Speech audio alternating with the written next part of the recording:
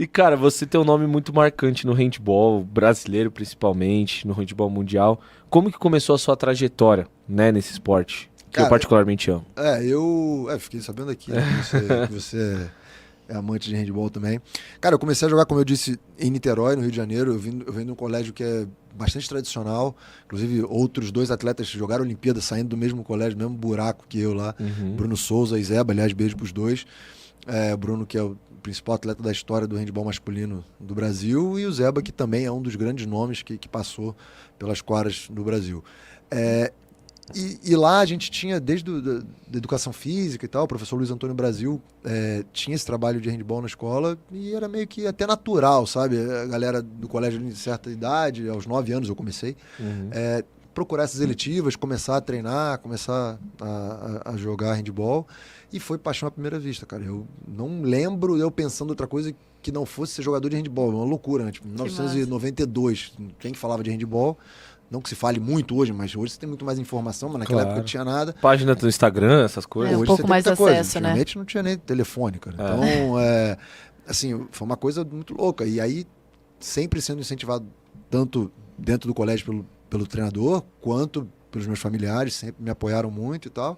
E aí as coisas foram acontecendo. Dali fui para jogar no Niterói Rugby, que foi o clube de Niterói. Uhum. Comecei a jogar campeonatos brasileiros, comecei a me destacar, comecei a ter contatos de São Paulo, de outros estados, convocações para seleções de base.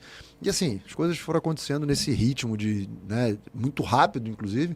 Tanto é que aos 16 anos é a minha primeira saída de casa. Eu venho para São Paulo, para Metodista. Cara, com 16 anos, Com 16 muito anos novo. eu venho a primeira vez. Obviamente não deu certo. Uhum. Morava numa cidade, litorânea, Niterói, linda, Uhum. maravilhosa. Meus amigos. Veio pra São Berlondres. Vim pra São Berlondres. Imagina domingo, eu ia pra rua, tinha uns fenos rolando na rua, assim, frio. Parecia coisa de Velho Oeste. Vocês treinavam lá no Baitão? Nessa época ainda não. Na verdade, o Baitão ele tava em processo de inauguração, em 1999. Caralho. E aí a gente treinava na Metodista, mas eu já treinei. Treinei um pouquinho no Baitão, sim. Mas aí durei 6 meses, joguei um campeonato brasileiro infanto-juvenil, cadete, na época, sub-16. A gente foi campeão, joguei acho que 4 ou 5 jogos do Campeonato Paulista e voltei pra casa. De saudade mesmo, de menino mimado mesmo. Uhum.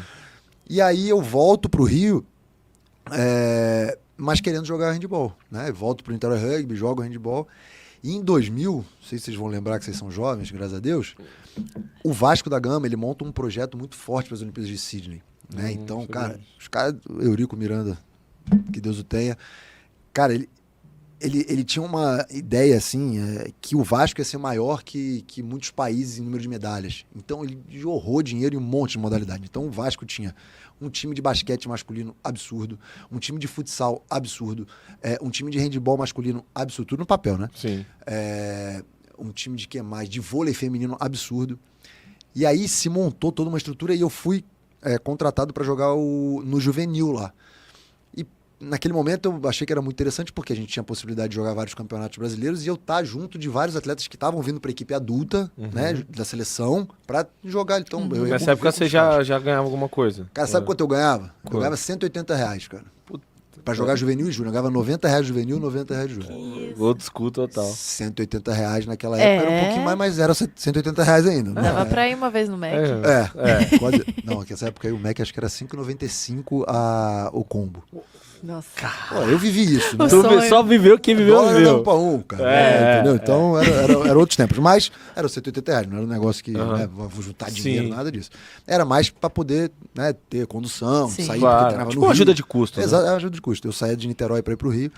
E aí, cara, foi uma experiência muito interessante pra mim, talvez pros atletas da seleção, que foram os adultos na época, tenha sido interessante no primeiro momento por causa de situação financeira e tal, mas foi engraçado que no mês que acabou a Olimpíada, se eu não me engano, setembro ou outubro, no mês que acabou a Olimpíada, os salários começaram a atrasar. Olha, É uma coincidência maravilhosa. que engraçado. E aí, mas pra mim foi muito importante esportivamente. Eu tava do lado dos caras, eu tive a oportunidade de jogar a Liga Nacional de Staff, minha primeira Liga Nacional que eu viajei. Eu tava viajando com os caras que eu via na televisão, que eram meus ídolos, sabe? Eu tive essa oportunidade. Então pra mim foi, tava na Disneylândia.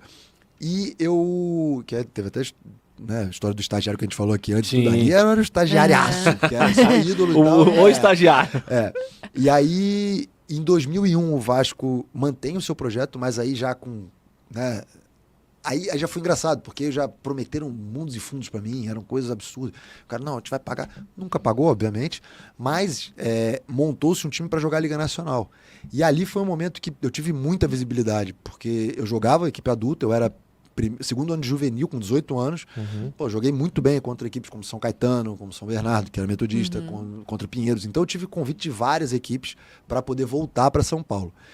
E nesse momento aconteceu uma coisa engraçada, porque quando acabou 2001, para a temporada de 2002, eu tive contato do Pinheiros, né, que é o meu clube hoje, do saudoso Sérgio Hortelã, né, que nos deixou aí ano passado. E eu tive também um contato de uma equipe de Campos, no interior do Rio. Um projeto meio megalomaníaco e tal, que muita gente estava vindo de São Paulo para esse projeto, porque se prometeu e tal, não sei o que ia acontecer. Fui para Campos, porque a situação financeira lá em casa não é que nunca faltou nada, mas era uma grana que ia ajudar muito. Minha mãe não ia ter condição de ficar me mantendo em São Paulo, talvez. Sim. E aí eu optei por ir para Campos, porque na promessa era muita grana e tal. Fato é que um mês a gente descobriu que nunca existiu o projeto em Campos. A gente treinando, foi para Campos, todo mundo, apartamento e tal, não sei o quê.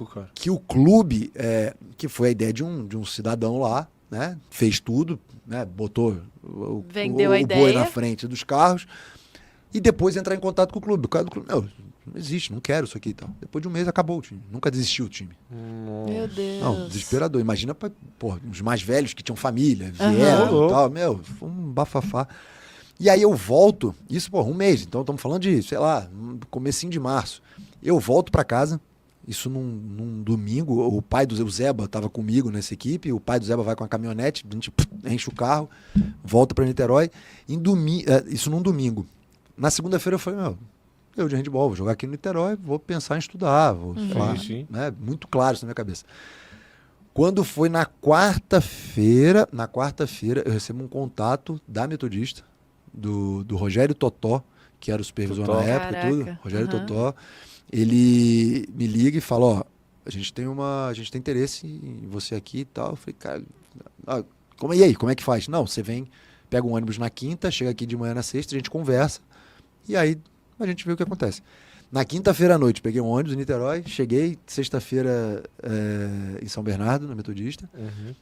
Passei o dia, conversei. O dia anterior, a equipe júnior, que era a equipe que eu ia compor, né? Eu com 19 anos, com 18 para 19 anos, a equipe que eu ia compor tinha tomado uma sapecada de Guarulhos. E eu encontrei com os caras dos moleques do júnior, né? Depois eu vou contar isso. Cara, perdemos, tomando. Hoje tem o cara que os caras contratando o cara, porra, o negócio tá sério mesmo. Tá? Já deu um choque. Mas não foi uma coincidência. E aí eu converso na sexta-feira, fico no treino à noite e tal, acerto. Pego um ônibus na sexta-noite e volto pra casa. Segunda de manhã eu tô na Metodista como atleta da Metodista. E aí as coisas foram acontecendo. Nossa, esse final de semana aí, então, não, foi maluquice. Uma semana que eu tinha decidido parar de jogar pra estudar pra estar na melhor equipe do país. Isso é muito